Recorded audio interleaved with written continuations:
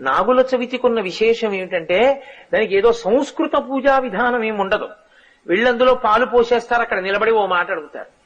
నన్నేలు నా గన్న నా కులము నేలు, నా ఇంటి నేలు, నన్ను కన్నవారి నేలు, నా ఆప్తులను ఏలు.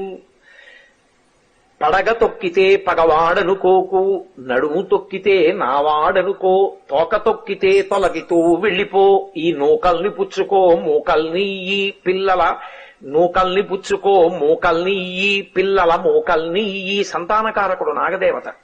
నాగదేవత అంటే సుబ్రహ్మణ్యుడు. అందుకే పురుష వీర్యమునందుండేటటువంటి సంతానోత్పత్తి కారక కణములు సర్పరూపంలో తిరుగుతూ ఉంటాయి అని మనకి పెద్దలు చెప్తారు. నేను ఈ మధ్య ఒక సైంటిఫిక్ జర్నల్లో ఆర్టికల్లో కూడా చదివాను ఆ విషయాన్ని.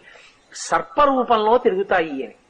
అది నాగదేవతానుగ్రహం ఉంటే, అందుకే సుబ్రహ్మణ్యుడి యొక్క నామాల్లో